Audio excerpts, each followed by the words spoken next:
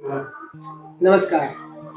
आज हम उस शख्स से मिलने वाले हैं जो यूनिवर्सिटी में शिक्षा ग्रहण करने के बाद अपने गांव की तरफ लौटता है। अधिकतर व्यक्ति जो सीधे शिक्षा ग्रहण करने के बाद बड़ी-बड़ी नौकरियों में जाने के बाद गांव को भूल जाते हैं, अपनी मिट्टी को भूल जाते हैं। और हम आज उनसे मिलेंगे जो वापस लौट के अपने गांव आए। क्या सच में वो समाज का भला करने के लिए आए हैं या कुछ और इसके पीछे कहानी है? तो सरपंच पद के उम्मीदवार गोविंदपुरा से जाबरमल जी से हम मिलेंगे आज। तो चलिए मिलवाते हैं जाबरमल जी। नमस्कार सर। वैसे ज्यादातर पत्रकार यही करते हैं कि वो पहले से स्क्रिप्ट ले लेते हैं और पूछते हैं उनसे सवाल कि आपने पर्स रखते हैं या नहीं रखते हैं या आप थकते क्यों नहीं। लेकिन मैंने थोड़ा अलग तरीका अपनाया। मैं चाहता हूँ कि जो जनता के जो मन में सवाल है वो पूछे जाए, चाहे आप इससे आहत हो चाहे आप दुखी हो, उस चीज से फर्क नहीं पड़ता। क्योंकि मैं मानता हूँ आप यूनिवर्सिटी जैसे दिल्ली विश्वविद्यालय से पढ़े हैं, आप महाराष्ट्र से इंटरनेशनल यूनिवर्सिटी से पढ़े हैं, आप जेएनयू गए हैं, आप बीएचयू गए हैं। तो मुझे ऐसी उम्मीद है आपसे कि आप उन चीजों से आहत नहीं होंगे। नहीं, मुझे कोई दिक्कत नहीं है और जनता के सवाल आना जरूरी है जिससे जनता को खुशी हो और वो तमाम कठिन से कठिन सवाल मुझसे पूछे जाए जिससे जनता को भरोसा हो, उस चीज पे हम बात कर सकते हैं। यही आपसे उम्मीद। सबसे पहले तो मैं ये पूछना चाहूंगा कि आपने पढ़ाई की, यूनिवर्सिटी गए, आपने जेआरएफ नेट है, आप चाहते तो एक अच्छे प्रोफेसर बन सकते थे, आप चाहते तो एक गवर्नमेंट सेवा में जा सकते थे, आप चाहते तो यूपीएससी की तैयारी कर सकते थे, एक बाबू बन सकते थे। पर आपने ये रास्ता क्यों चुना कि आप गांव में आए और लोगों को भला करें, या कुछ और कारण है? क्या आप राजनीति में पैसा कमाने के लिए आ रहे हैं या कुछ भला करने के लिए? तो मैं जो मेरा गांव है उसकी सामान्य सरकारी स्कूल है, उससे मैंने अपनी प्रारंभिक शिक्षा ग्रहण की और उसके बाद वहीं के 8वीं 9वीं 10वीं की जो पढ़ाई है वहीं पे प्राइवेट स्कूल है पड़ोस में, वहाँ से की। उसके बाद मैंने अपनी कॉलेज शिक्षा की प्राइवेट कॉलेज से, फिर मैं मास्टर्स करने के लिए फिजिक्स से मैंने मास्टर्स किया है। उसके लिए मैं जो गवर्नमेंट कॉलेज है सीकर में, काफ़ी मानी हुई है एसके गवर्नमेंट कॉलेज, वहाँ से मैंने अपना एमएससी किया है फिजिक्स से। और उसके बाद बाई लक मान लो, कैसे मान लो, कोई गलती से कोई मुझे मार्गदर्शन मिल गया, उस तरीके से मैं गलती से दिल्ली विश्वविद्यालय पहुँच गया और वहाँ से मैंने एमए की पढ़ाई की अपनी।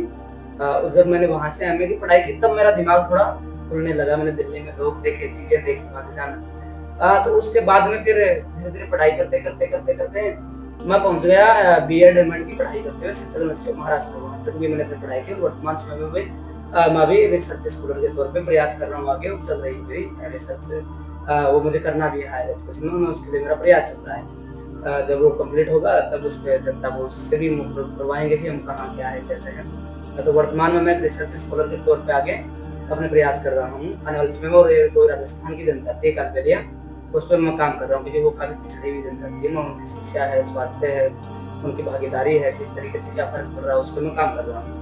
तो ये सब चीज़ें मैंने एजुकेशन की है और उसके बाद मैंने उसी जनजाति पे काम करते देखा कि गाँव के लोग कितने पिछड़े हुए हैं। उसी को मैंने आधार बनाया और यूनिवर्सिटी के लोगों को यहाँ से कंपेरिजन किया था। मुझे लगा कि मुझे कम से कम प्रयास करना चाहिए गाँव के लिए। उसी प्रयास के क्रम में करते तो आंदोलन करते हुए यूनिवर्सिटियों में चीज़ों को देखते हुए मैं आज गाँव के लिए मैं अपनी शुरुआत में पहुँच गया। सवाल तो थोड़ा कठिन है, इसका जवाब देना इतना आसान नहीं है और वर्तमान समय में मैं भी देख रहा हूँ कि इस पैसे में यही ज़्यादातर चलन है कि लोग पैसा है और है पैसा, बड़ी बात नहीं, इसमें पैसा है और इसलिए लोग आ भी रहे हैं। लेकिन मैं कहना चाहूँगा कि यूनिवर्सिटी में मैं रहा, मैंने वहाँ पर भी छात्रों के लिए कई सारी आवाज़ें उठाई, कई सारी चीज़ें की। उसके बाद मैंने देखा कि गाँव की जिन गलियों में मैं पला बढ़ा हूँ, जिस सरकारी स्कूल में मैं गया हूँ, वहाँ पर भी मैंने देखा कि बचपन में भी मैंने वहाँ देखी कोई सुविधाएं इतनी खास नहीं थी और उन तमाम सुविधाओं से आज भी बच्चे उसी तरीके से जूझ रहे हैं। ग्रामीण आज भी उन्हीं समस्याओं से उसी तरीके से जूझ रहे हैं। तो उन्हीं की चीजों के लिए मैं अपनी तरफ से प्रयास कर रहा हूँ। यदि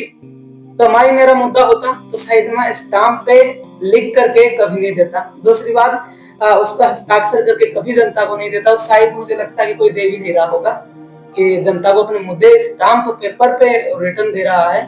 तो ये मेरा इसीलिए मुद्दा है कि मैं रिटर्न देके जनता को भरोसे की आस ना रहे, जनता के हाथ में लिख कर दूंगा तो भरोसा अपने आप ही है भाई। तो उसी के लिए मेरा प्रयास है। चलिए, ये रिटर्न वाली आपने अच्छी बात कही। हो सकता है इससे आपसे लोग जुड़ा हुआ महसूस करें, पर अगर आप उस वादों को पूरा नहीं करते तो भी जनता क्या ही करेगी, ऐसा माने। क्योंकि पहले से ही जो सरपंच बन रहे हैं, मुझे नहीं लगता उन्होंने कोई काम करवाया है। मैंने आपके पंचायत की वो रिपोर्ट देखी, उसमें करोड़ों रुपए उठाए गए हैं सरकार से, 7-8 करोड़ का मैंने देखा। लेकिन जैसा कि मैंने आपके गांव में भी घूमा, मैंने देखा वहां उन 8 करोड़ रुपए का मुझे नहीं लगता 1 करोड़ आधा 50 लाख के आसपास ही खर्च हुआ होगा। तो उनके ऊपर भी जनता ने सवाल नहीं उठाए, तो आपकी रिटर्न पे भी नहीं उठाएंगे मुझे लगता है। तो आपको ऐसा नहीं लगता कि लोग भूल जाएंगे कुछ दिनों में? नहीं, ऐसा नहीं लगता। पहली बात तो जो रही बात करोड़ों की, तो कई सारे कार्यकाल बीते हैं तो डेफिनेटली इतने पैसे बहुत सारे हो गए हैं। 2000 के बाद मैं देख रहा हूँ बहुत सारे। रही बात काम की, तो काम भी स्पष्ट धरातल पे नजर नहीं आ रहा है। कुछ बेसिक्स मुद्दे छोड़ दिए जाए तो उसके अलावा वो जो चीजें होनी चाहिए गांव में वो भी दिखाई नहीं दी है। दूसरी बात भूलने वाली रही बात, तो मैं तो भाई ये स्पष्ट तौर पे ये भी रिटर्न करके दे रहा हूँ कि यदि मैं 3 साल के कार्यकाल में 50% काम नहीं करता हूं तो जनता को मैं अपना त्यागपत्र सौंप दूंगा आने वाले समय में, कि जनता को मैं अपना त्यागपत्र 3 साल में दे दूंगा। यदि जो मैं काम मुद्दे अपने देने वाले हूँ आप लोगों को, उसका 50% काम नहीं हो रहा है तो मैं खुद ब खुद त्यागपत्र लिख के वापस लौटा दूंगा कि भाई मैं जनता की उम्मीदों पे खरा नहीं उतरा और मैं आगे के लिए अपनी कभी दावेदारी नहीं करूंगा कि मैं आपका प्रतिनिधित्व करूं, क्योंकि मैं इस लायक साबित नहीं हुआ हूँ कि मैं आपके लिए प्रतिनिधित्व कर सकूं। तो मैं डेफिनेटली त्यागपत्र इसके लिए दे दूंगा। मैंने बहुत सी पंचायतों की चुनाव देखे हैं, मेरी खुद की पंचायत के भी देखे हैं और अलग अलग उसमें जिलों में देखे हैं। तो आप कह रहे हैं कि आप ना शराब पिलाएंगे, ना आप कुछ मुर्गा खिलाएंगे, ना आप उनको कुछ गाड़ियों में घुमाएंगे कि फ्री में गाड़ियां घुमा दी 2 दिन, ना आप पैसे बांटेंगे। तो आपको नहीं लगता इससे आप चुनाव हार जाएंगे? या लोग इससे ज्यादातर अधिकतर लोग ऐसे ही वोट देते हैं, उनको पैसा दे दो या उनको शराब पिला दो। आपको लगता है आपके पंचायत के लोग इतने सशक्त और समझदार हैं कि वो एक अच्छे नेता की पहचान कर पाएंगे? बिल्कुल। मेरा गांव जो है उसकी तकरीबन आबादी जो है वर्तमान समय में, पहले उदयपुरा जब ग्राम पंचायत शामिल थी तब ये थी 5500 लगभग।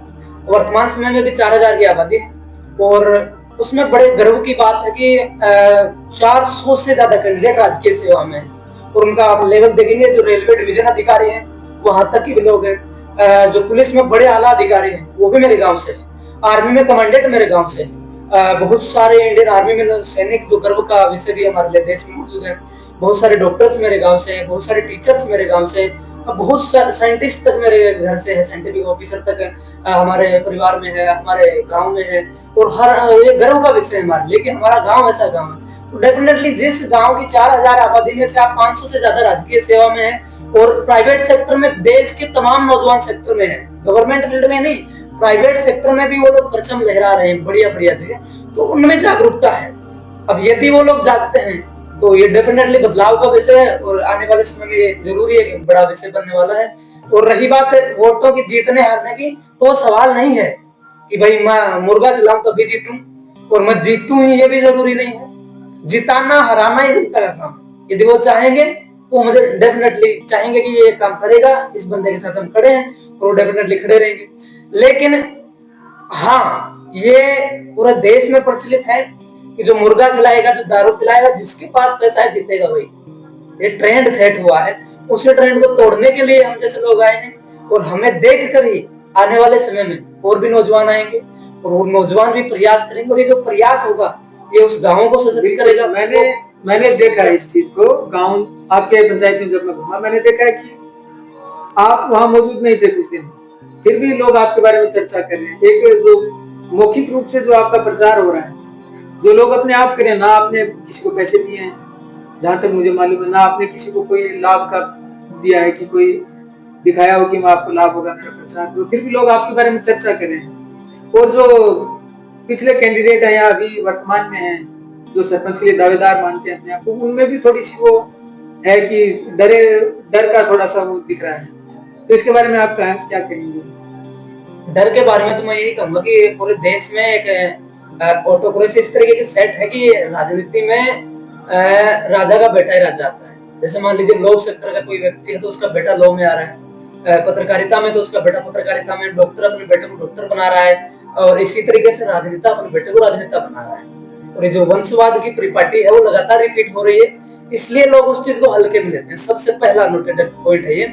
और दूसरा विषय देखा जाए तो उन्होंने एक लोगों के माइंड में सेट कर रखा कि जो डोमेस्टिक पॉलिटिक्स है वो क्या है, गंदी पॉलिटिक्स है। उसमें नौजवानों को आने का प्रयत्न वो नहीं करना दे रहे कि वो उनको आना भी नहीं चाहिए, उनका मानना। और वो पता है क्यों सेट किया गया है, वो इसीलिए सेट किया गया कि कोई गरीब घर का जिसमें योग्यता है, मैं ये नहीं कह रहा हूँ कि गरीब मजदूर नहीं लड़ते, जिसमें वाकई में योग्यता है वो इसीलिए नहीं आ रहा है कि उसको लोगों को डरा दिया जा रहा है कि राजनीति जो है वो गंदी है, तुम्हें उस फील्ड में नहीं आना है। उससे नहीं आने से क्या होगा कि पहले उनके दादाजी लड़ते थे, फिर वो खुद लड़ रहे हैं, इसके बाद उनके पोते लड़ रहे हैं, और आने वाले समय में उनकी पीढ़ियां फिर उतर जाएगी, और हम जैसा जो गरीब मजदूर पिछड़ा किसान का बेटा है वो फिर उसी तरीके से उसी परिपाटी में चलता रहेगा और तमाम तरीके से डरता रहेगा कि ये पॉलिटिक्स जो होता है वो अपना फील्ड नहीं है। और इसको हम देख भी रहे हैं, ये पूरे देश में चल भी रहा है, लेकिन टूट रहा भी है, टूटेगा भी। कोई भी चीज पहली बार टूटती है, उसके बाद टूटती है, और एक कर्म बनेगा मेरे से लोग मोटिवेशन लेंगे, उस तरीके से कोई आएगा, कोई आने वाले समय में बहुत सारी इस तरीके का लड़का आएगा, वो बनेगा, फोटोग्राफी सेट होगी, आने वाले समय में एक बेहतर तरीके से चीजों के आएगा। मान लेते हैं कि आप इलेक्शन जीतते हैं, तो कुछ विकास के बारे में भी बात कर लेते हैं, क्योंकि अधिकतर लोग जीतने तक ही सीमित होते हैं कि हमें जिता दो या हम जीत जाएं। जैसे जीतने के बाद आप क्या करेंगे, इसके बारे में सवाल। तो मुझे आप ये बताइए, वर्तमान समय को देखते हुए आपके गांव की सबसे बड़ी समस्या क्या है जो आपकी नजर में? देखिए, मेरा गांव एजुकेशन के मामले में की जाए तो मेरे गांव में जो स्कूल है वो एक बेहतरीन स्कूल है, और मैं प्राउड करता हूँ उस स्कूल में कि वहाँ से बड़े बड़े पदों पर भी लड़के और जो ग्रामीण लोग वो पहुंचे हैं। दूसरी बात, सड़कों की बात करें तो सड़कें तो जो होती है 5 साल पे आप देखते हैं, मेरा ही गाँव नहीं, किसी भी गाँव को उठा के देखें तो लास्ट में बनती है। जैसे मान लो चुनाव आने वाले हैं, अंतिम समय सड़कें कुछ हद तक बनती है, बाकी समय में सड़कें टूटी रहती है। लेकिन मुख्य जो प्राथमिकता है, सबसे पहले किसी गांव को डेवलप करना है तो वहाँ की एजुकेशनल जो तार्किकता है उसको डेवलप करना होगा।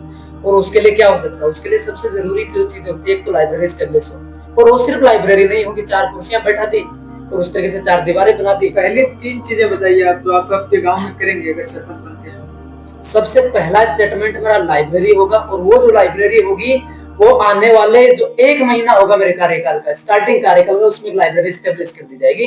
और वो सिर्फ लाइब्रेरी नहीं होगा। बड़ा दावा कर रहे हैं आप, इसके बारे में सोच लीजिए। हाँ, बिल्कुल करेंगे, इसलिए तो आए हैं, जनता चुनती है। तो लाइब्रेरी होगी, वो डिजिटल लाइब्रेरी होगी, उसमें हम सिर्फ लाइब्रेरी नहीं बनाएंगे कि जो वर्तमान समय में चल रहा है, उसमें जो लड़के हैं गाँव के लोग उनको फ्री वाईफाई मिलेगा। दूसरी बात, उसमें जितने भी स्टेट एग्जाम्स होते हैं, जितने भी नेशनल लेवल एग्जाम्स होते हैं, चाहे मेडिकल फील्ड के हो, चाहे कंपटीशन एग्जाम हो, चाहे स्टूडेंट्स की जो बोर्ड एग्जाम्स होते हैं, उनके नोट्स, उनके बुक्स फ्री अवेलेबल करवाए जाएंगे, ताकि वो लड़के वहां से उसको ले और पढ़ के उसको वापस जमा करवाएं। मैं उनको घर के लिए ऐसे नहीं कह रहा हूँ कि आप ले जाएंगे, वो आपको रिसीव करनी है, आपको पढ़नी है, पढ़ के उसको वापस वहां पे कर देनी है। दूसरी जो मैं मुख्य चीज जो फोकस कर रहा हूँ वो ये है, जो राशन प्रणाली होती है उसको मैं ब्रॉडकास्ट लेवल पे कर देना चाहता हूँ। क्योंकि गांव जो है मेरा, गांव में सिर्फ एक ग्राम पंचायत है, जबकि गांव का जो दायरा है वो बड़ा है थोड़ा। तो मेरा प्रयास रहेगा कि ग्राम के मुख्य भवन की तरह बना के उनके हल्के जो पार्ट हैं, चारों दिशाओं में 4 सेंटर स्टेब्लिश की जाए, और उन चारों सेंटर्स पे एवरी संडे मैं खुद जाऊं, लोगों से मिलूं, और मैं लोगों से ये पूछूं कि आपका काम क्या है। ना कि इस तरीके से ना हो कि मैं किसी गांव के किसी फंक्शन में हूँ, वहां पे कोई लड़का मेरे पास आ रहा है कि सर ये सिग्नेचर करना है, और वहां पे मैं उससे ये पूछ रहा हूँ कि फला व्यक्ति के आदमी हो या तुम क्या हो।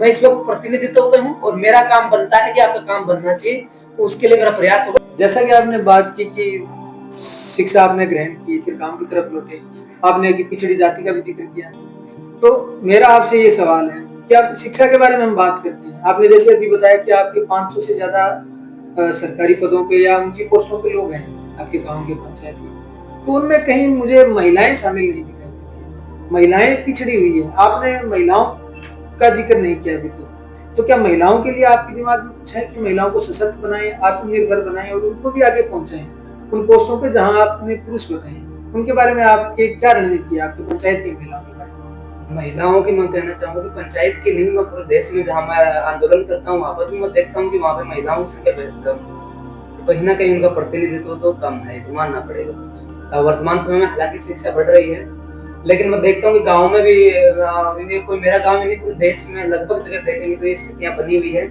कि जो महिला लीडर्स हैं उनके जो पति हैं वो चुनाव लड़ते हैं, अक्सर ये देखा जाता है, और सारी जो पावर्स चीजें वगैरह उनके हाथ में रहती है। ये ढर्रा बहुत गलत साबित हो रहा महिलाओं की सुरक्षा दृष्टि से, किसी भी तरीके से देखेंगे आप। लेकिन हाँ, ऐसा नहीं है कि सभी महिलाएं इस तरीके से हैं। जैसे नीरू यादव जी, मैं नाम भी लेना चाहूंगा, तो मुझे काफी अच्छी सरपंच है और बहुत बड़ा मोटिवेशन है हमारे लिए भी, महिलाओं के लिए नहीं।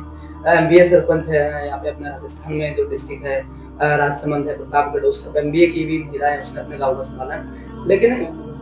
लेकिन जो सबसे बड़ा जो मसला उनका वही है कि उनको देख के महिलाएं इतनी प्रेरित होकर आज भी गांव को नहीं संभाल पा रही। वो महिलाएं वही आ रही है जिनकी महिला रिजर्व सीट आ रही है। ऐसे नहीं होगा गांव में कभी कोई महिला मुखर हुई और वो अपने गांव को बना लेगी, ऐसा नहीं देखने को मिल रहा है। उसी को देखते हुए मेरा सबसे पहला काम तो गांव में एक बस स्टैंड की समस्या है, वो बहुत बुरी स्थिति में, जर्जर स्थिति में है ही नहीं, देखा जाए तो इस तरह की स्थितियां बनी हुई है। उसको बेहतर बनाना, सुविधाओं और वहाँ पे महिलाओं के लिए टॉयलेट से एस्टेब्लिश करना बहुत पहला मुद्दा है। सुरक्षा के बारे में आप बात कर रहे हैं, इसीलिए हाँ, जो टॉयलेट्स है वो भी एस्टेब्लिशिंग होना बहुत जरूरी है। स्कूलों में वो वहाँ पर वो इस तरीके की चीजें, स्कूलों में पर्याप्त सुविधाएं हैं, पर बाहर जो महिलाएं फेस करती है उस समस्या को। दूसरा, उनके स्वरोजगार के लिए जो सिलाई है या फिर और भी बहुत सारे वर्तमान में बर्तन भंडार है या फिर जो नई चीजें देश में टेक्नोलॉजी से रिलेटेड है, उनको एस्टेब्लिश करने का मेरा प्रयास रहेगा। और एक हाट बाजार की योजना में लाना चाहूंगा जिसको पूरी महिलाएं ही गाँव की चलाएं, जिसमें वो दुकानों को बनाए बेहतर तरीके से। उसमें चाहे पुस्तकों की दुकान हो, चाहे फल की हो, चाहे राशन विक्रेता की, और उसको ग्राम पंचायत अनुदान करे, जो बाजार से कम मूल्य पे वहाँ पे पारदर्शी जो व्यवस्था है उसके तहत उनको सुविधाएं मिले, उनको महिलाएं चलाए पूरी तरीके से, ताकि महिलाएं उनसे सीख लेके गांव को डेवलप करने की तरफ भी अपना कदम बढ़ाए और आने वाले कुछ ही समय में वो गांव को लीड करती हुई दिखाई दे। इस तरीके का हमारा पूरा प्रयास रहेगा। हाट बाजार वाला और ये टॉयलेट बाथरूम में बेसिक सुविधाएं हैं, तो इनके ऊपर ध्यान आपका गया, ये बड़ा अच्छा लगा मुझे, क्योंकि अधिकतर महिलाएं मुद्दों से बाहर होती है। उनको सिर्फ ये माना जाता है कि वो बस चूल्हा चौकी करे, और जब उनका पति या उनका बड़ा भाई या उनका ससुर या उनका कोई भी रिश्तेदार बोले कि हाँ इस फला उम्मीदवार को वोट देना, वहां दे, तो आपको लगता है महिलाएं आपकी बातें सुनती हैं और वो समझती है इस बात को कि झाबरमल जी हमारी समस्याओं का समाधान करने के लिए है उम्मीदवार। मेरा जहाँ तक मानना है, जैसे मेरा जो गांव है उसमें बहुत सारी जो महिलाएं हैं उनमें, और जो लड़कियां हैं वो काफी एजुकेटेड है। और वर्तमान समय में मेरे गांव से मुझे गर्व है, प्राउड है उनपे। अलग अलग जगह वो राजकीय सेवा में, साथ में प्राइवेट सेक्टर में भी अच्छी जगह पे वो लोग पोस्टेड है। तो ऐसा नहीं है कि उनमें से चीजें नहीं, तो वो लोग जागरूक है, और वो जो जागरूकता है वो यदि हमें देख पा रही है तो जरूर उन महिलाओं तक भी पहुंचाएगी कि देखो वो बेहतर कैंडिडेट है, प्रयास करना है। गांव की जो बेटियां हैं, गांव की जो बहनें हैं जो मुझे देख रही है, वो भी उस चीज को उन लोगों तक पहुंचाएंगे कि नहीं मम्मी इस बार तो एक बेहतर कैंडिडेट वो भी है जो हमारी भी बात करता है, सबको साथ लेके चलने की बात करता है। तो ऐसे कैंडिडेट को हमें मौका देना चाहिए एक बार के लिए, तो वो प्रयास कर रही है। तो जो महिलाएं समझ रही है धीरे धीरे, हालांकि हम उनको इस तरीके से थोप नहीं सकते कि वो दे देगी, क्योंकि वर्तमान समय में वो लोगों को भी थोड़ा समय लगता है उस चीज को जागरूक होने में, पर वो जागरूक हो रही है। और वो मुझे उन पर पूरा भरोसा है कि उनका प्रयास पूरा होगा कि वो हमारे साथ खड़े रहें, प्रयास करें। और मैं उनको शुभकामनाएं भी देता हूँ कि आने वाले समय में आप लोग गांव को संभालेंगे भी, गांव को नहीं आप देश को भी संभालेंगे, और एक बहुत बड़ा हमारे लिए एक स्वर्णिम आशा है। उनको शुभकामनाएं भी। अब मैं उनके बारे में बात करना चाहूंगा जो आपके गांव की या हमारे घर की या हमारे गांव की जो रीढ़ होते हैं, जिन्होंने हमें मजबूत बनाया होता है, जिन्होंने हमें संस्कार दिए हैं, हमारी सारी सुविधाओं को उन्होंने पूरा किया है, वो है हमारे गांव के बुजुर्ग। चाहे उनमें महिलाएं बुजुर्ग हैं, चाहे वो पुरुष हैं, पर उनमें सबसे ज्यादा समस्याएं ये आती है कि जब गांव के जो बुजुर्ग हैं उनको कोई भी काम होता है, उनको ना तो वो दौड़ के मार्केट जा सकते हैं, जैसे कोई बैंक में भी काम, केवाईसी या तो ऑनलाइन इतना सिस्टम हो गया है कि बुजुर्गों को परेशानी होती है उन चीजों में। दूसरी बात, उनको अब बुजुर्ग हैं, स्वाभाविक है उनको हेल्थ से रिलेटेड इश्यूज आते रहते हैं, उनके लिए भी उनको डॉक्टर्स के पास जाना पड़ता है। ना बेटे होते हैं या पोते होते हैं, या तो पढ़ाई कर रहे होते हैं या कहीं बाहर दूर होते हैं, तो उनको वो समस्याएं आती है, जैसे स्वास्थ्य से रिलेटेड है या सरकारी कामकाजों से रिलेटेड है। तो उनके बारे में आपका कुछ विचार है, आप क्या करेंगे उनके लिए ताकि उनको कुछ सुविधाएं? देखिए, जो बुजुर्ग है गांव के, उनकी सबसे मुख्य समस्या एक तो पेंशन होती है, जिसको ये खतरा भी होता है कि कई लोग उनका अंगूठा लगवा के निकाल भी लेते हैं, ये दिखता भी है, बिल्कुल कोई लोग कर भी लेते हैं। या फिर उनका मान लीजिए 2000 रुपये पेंशन आती है, तो अगला कहेगा कि निकालने के 200 रुपये, तो वो बेचारे बुजुर्ग होते समझते नहीं है, वो दे भी देते हैं, जो उनका हक है वो उनमें से पैसा दे देते हैं। तो उसके लिए मैं काम करूंगा, तो उसको पारदर्शी बनाए सबसे पहले। बुजुर्ग जो है, आपको किसी मित्र पे नहीं जाना पड़ेगा, आपको कोई चार्ज नहीं लगेगा, मैं अपना गांव का ही मित्र रखवाऊंगा, उस पे वो लोग आएंगे, निकलवाएंगे, उनका 1 रुपया नहीं लगेगा, और अपना पैसा वो लोग निकालेंगे और अपने लिए काम मिल जाएंगे। और जिनको समस्या रहेगी, हम लोग खुद भी उनके लिए, उनकी विकट परिस्थिति तो खुद पहुंचा के भी उनको, ये मित्र को हम घर घर भेजेंगे ताकि वो लोग उन तक पहुंचे और वो उनका काम करके आए, उनको उनकी पेंशन उनको घर तक पहुंचाने का प्रयास करें। दूसरा, हेल्थ इश्यूज के बारे में, तो गांव में हमारा प्रयास रहेगा कि जो घमासा है पूरा गांव मिले, लोग प्रयास करें फ्री एम्बुलेंस सेवा गांव गांव में, और आसपास का जो बड़ा अस्पताल है वहां तक पहुंचाने के लिए वो लोग अपनी तरफ से प्रयास दे, हम लोग भी उसको गांव की पर्सनल एम्बुलेंस की बात पर्सनल एम्बुलेंस गांव के लिए, ताकि वो लोगों के लिए काम में आ सके। किसी को भी हल्की सी भी दिक्कत है वो लोग पहुंचे, हमारी गाड़ी पहुंचेगी, वो आपको पहुंचाएगी उस चीज से।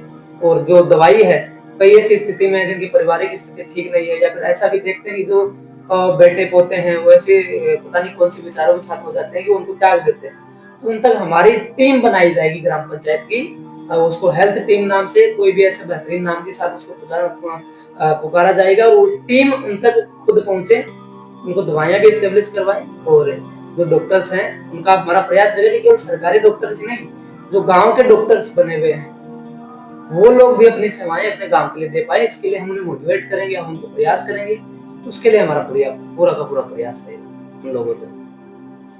आपने ई मित्र की बात की, आपने कहा कि हम कुछ ऐसा ई मित्र जैसा कुछ सेटअप करेंगे जिससे लोगों को जो समस्या है, खासकर बुजुर्गों को और महिलाओं, उनको आप डोर टू डोर सर्विस देंगे। तो मैं ये जानना चाहता हूँ कि क्यों ना इस चीज को पूरे गांव के लिए कर दिया जाए, हर एक के लिए।